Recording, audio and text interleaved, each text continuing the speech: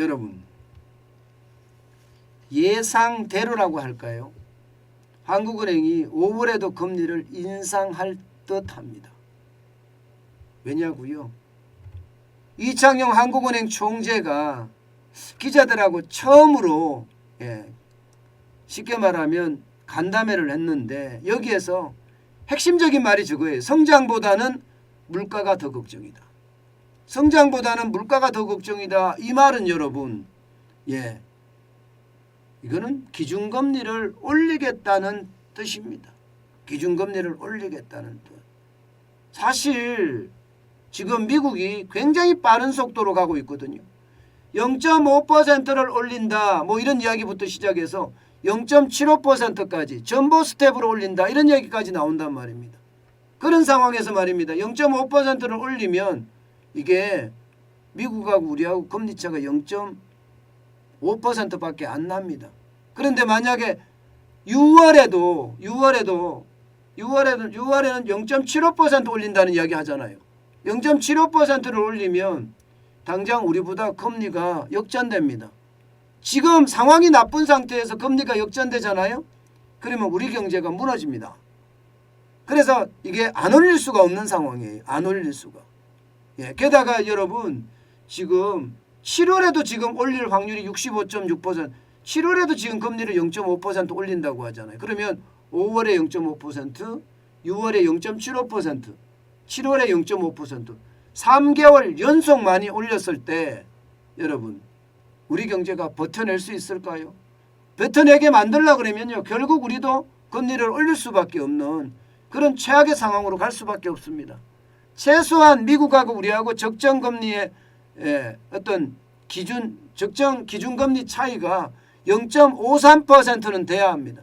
이창용 한국은행 총재도 한미 금리 역전 일어날 수 있다 이런 이야기를 썼습니다.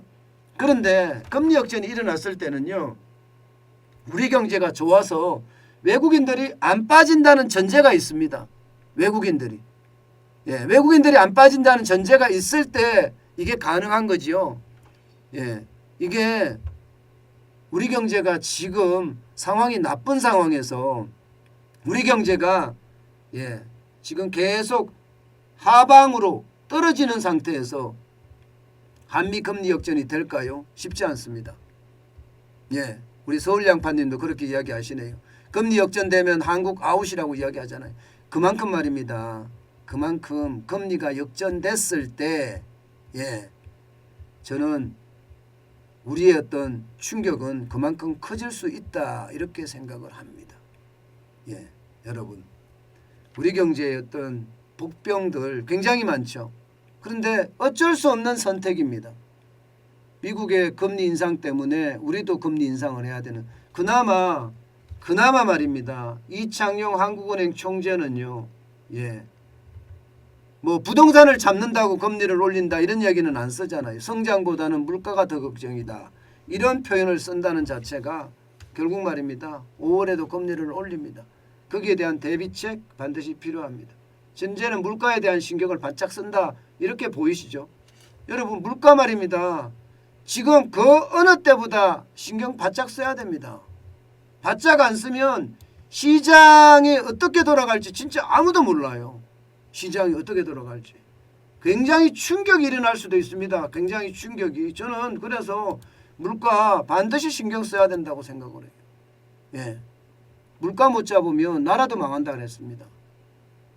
저는 윤석열 정부의 가장 중요한 첫 번째도 두 번째도 세 번째도 물가 먼저 잡는 겁니다.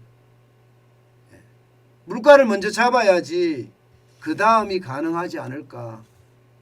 그 다음에 이제 일자리겠죠. 그죠? 일자리가 많이 늘리는 건데 물가를 먼저 잡는 게 굉장히 중요합니다.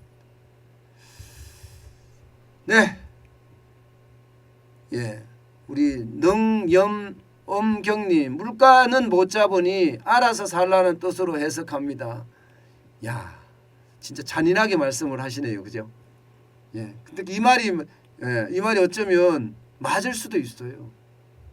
맞을 수도 있습니다. 왜냐하면 물가에 대한 게 우리가 통제할 수 있는 변수가 아니기 때문에 외생 변수잖아요.